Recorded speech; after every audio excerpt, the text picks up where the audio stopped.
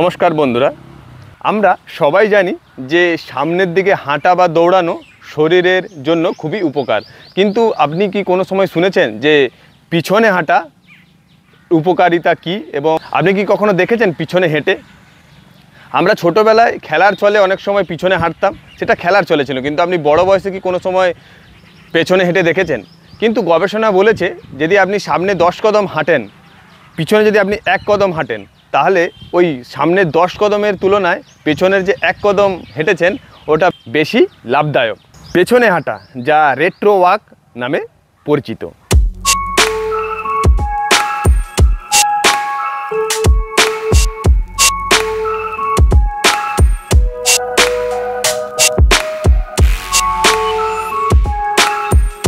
এখন আমরা পেছনে হাঁটা নিয়ে কিছু সারা ওয়ার্ল্ডব্যাপী কিছু গবেষণা হয়েছে, তার যে মতামতগুলো আজকে তুলে ধরব, এবং সঙ্গে পেছনে হাঁটার উপকারিতা কি কি আছে এবং কাদেরকে এই পেছনে হাঁটা থেকে এড়িয়ে যাওয়া উচিত বা দূরে থাকা উচিত, সেটাও আজকে আপনাদের সামনে তুলে ধরব। 1 নম্বর উক্তি, আপনি যদি পিছনে হাঁটেন তাহলে আপনার ভারসাম্য, আপনার স্থিতিশীলতার পরিবর্তন ঘটে এবং আপনার পড়ে যাওয়ার যে ঝুঁকি আছে তা অনেক অংশে কমিয়ে দেয়।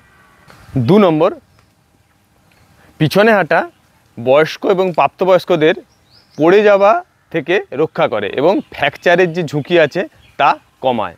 পেছনে হাঁটার উপকারিতায় 3 নম্বর যে উক্তি আছে তাতে বলা আছে আপনি যদি পেছনে হাঁটেন, হাঁটু ব্যথা কমাতে এবং আপনার যে জয়েন্টের যে ফাংশান আরও উন্নত করতে উপকার করে। এটি বলেছে বিখ্যাত আর্থারাইটিস ফাউন্ডেশন।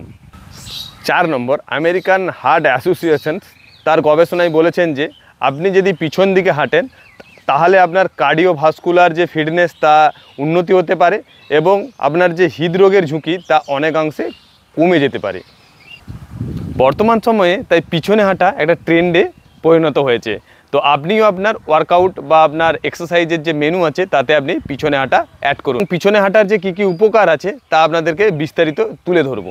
হাঁটা তো অভ্যাস করবোই, সঙ্গে আমরা দৌড়ানো অভ্যাস করবো পিছনে। দেখুন আমি করে দেখাচ্ছি। পরে আপনি যখন পিছনে হাঁটবেন তখন আপনার হ্যামস্ট্রিং আর আপনার কাম মাসেলের উপরে প্রেসার বেশি পড়বে।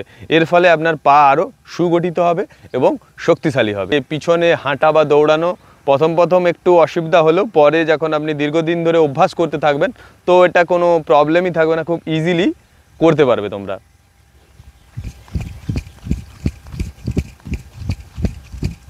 আপনি যখন পেছনে হাঁটবেন তখন আপনার ব্রেন বা আপনার মাথাকে আরও বেশি সতর্ক থাকতে হবে, কারণ আপনি যাতে পড়ে না যান। কারণ আপনি যখন ছোটোবেলা থেকে যখন সামনে হাঁটতেন তখন আপনার প্রথম যে ব্যালেন্স, তখন আপনি সামনে কোথায় গর্ত আছে বা কোথায় কি আছে তা আপনি সামনে থেকে চোখ দিয়ে দেখতে পারছেন। এর ফলে অভ্যাসের ফলে আপনি সামনে হাঁটা খুব ইজি। কিন্তু আপনি যখন পেছনে হাঁটছেন তখন আপনার ব্রেনের উপরে অতিরিক্ত চাপ পড়ে বা অতিরিক্ত লোড নিতে হয়। আপনি যখন হাঁটছেন তখন আপনার শরীরের যে পা কাজ করছে সঙ্গে আপনার ব্রেনও একইভাবে কাজ করে। আপনি যদি পিছনে হাঁটা অভ্যাস করতে পারেন তাহলে আপনার ব্রেন আরও শার্প হবে এবং তীক্ষ্ণ হবে। পেছনে হাঁটা আপনার হাঁটুর ব্যথা কমাতে সাহায্য করে। 3 নম্বর, পেছনে হাঁটা আপনার কোমরের ব্যথা কমাতেও সাহায্য করে। ধরুন আমি দেখাচ্ছি, আপনি যখন সামনে হাঁটছেন তখন সামনে আপনাকে ঠিক এরকম সামনে থেকে একটু ঝুঁকে হাঁটতে হচ্ছে এবং কোনো কিছু আপনি ওঠাচ্ছেন বা কিছু করছেন আপনাকে ঝুঁকতে হচ্ছে, তার ফলে আপনার কোমরের উপরে বেশি প্রেসার পড়ছে। কিন্তু আপনি যখন পেছনে হাঁটবেন, ঠিক দেখুন এইরকম করে আমরা যখন পেছনে হাঁটি তখন আমাদেরকে ব্রেন আমাদের যে শরীরের যে ভারসাম্য ঠিক রাখার জন্য তা একটা সমান্তরাল বা সোজা হয়ে থাকে। এর ফলে আমাদের যে কোমরের যে মাসেলগুলো আছে ওর উপরে প্রেসার কম পড়ে, কোমরের ব্যথা তা অনেকাংশে কমাতে সাহায্য করে পেছনে হাঁটা। আমরা সমপরিমাণ দূরত্ব পিছনের পায়ে যাওয়ার সময় অনেক বেশি হয়, এর ফলে আমাদের হাঁটতেও হয় বেশি, এর ফলে আমাদের শরীরের মধ্যে ওয়ার্কআউটও হয় বেশি। অতিরিক্ত হাঁটার ফলে আপনার ব্লাড ভেসেলে রক্তের পরিমাণও বেশি চাইবে এবং আপনার হার্ট বেশি পাম্প করবে।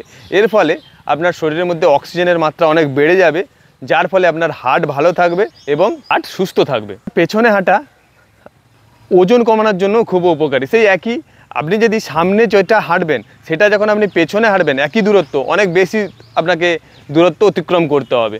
তার ফলে আপনি যদি যখনই বেশি হাঁটবেন তখনই আপনার শরীরের উপরে প্রভাব পড়বে এবং আপনার ওজন আস্তে আস্তে কম হতে সাহায্য করবে। 6 নম্বর, আমরা আমাদের গোড়ালির যে ব্যথা আছে তা কমাতে পারি পেছনে হেঁটে। কেমন করে? যখন আমরা সামনে হাঁটছি দেখুন আপনার গোড়ালির উপরে প্রেসার বেশি পড়ছে, আমরা যখন পেছনে যাব তখন আমাদের ঠিক সামনের যে পাতা আছে পাতার উপরে আমাদের প্রেসার পড়ছে। তো আপনি যদি গোড়ালির ব্যথায় কাবু থাকেন তাহলে পিছনে হাঁটুন। তো পিছনে হাঁটার আমাদের মেন যে উপসংহার সেখানে আমরা কি বলবো? সেখানে আমরা বলতে গেলে 1 নম্বর আমাদের অবসাদ দূর করে, 2 নম্বর আমাদের সেলফ কনফিডেন্স বা আত্মবিশ্বাস বাড়িয়ে দেয়, 3 নম্বর আপনার কাজ করার ক্ষমতা বাড়িয়ে দেয়, আপনার ঘুমের সমস্যাও চলে যায়, কারণ আপনার হাঁটার সঙ্গে সঙ্গে পেছনে হাঁটার সঙ্গে সঙ্গে আপনার ব্রেনও সমানভাবে অ্যাক্টিভ থাকে। এর ফলে আপনার বয়সকালে যে ঘুমানোর যে সমস্যা থাকে, আপনি যদি ওই বয়সকালে যদি আপনি হাঁটা অভ্যাস করতে পারেন তাহলে আপনার ঘুমের সমস্যা আস্তে আস্তে চলে যাবে। এছাড়াও আপনার পায়ের যে স্ট্রেংথ এবং পায়ের যে মাংসপেশি আছে তা সুগঠিত হবে এবং শক্তিশালী হবে। আপনার হজম শক্তি বা মেটাবলিজমের ক্ষমতা বাড়ায়। পেছনে হাঁটার সময় সতর্কতা অবলম্বনের জন্য আপনাকে অবশ্যই যখন আপনি পেছনে হাঁটা অভ্যাস করবেন তখন প্রথম আপনি স্লোলি হাঁটা অভ্যাস করবেন এবং কোনো পার্ক বা কোনো গ্রাউন্ড যার সারফেস খুব পরিষ্কার এবং উঁচু নিচু গর্ত নেই সেই রকম জায়গায় আপনি হাঁটা প্র্যাকটিস করবেন। এছাড়াও যাদের হাঁটুর ব্যথা বা কোনো অপারেশন আছে তারা এই পেছনে হাঁটা থেকে বিরত থাকবেন।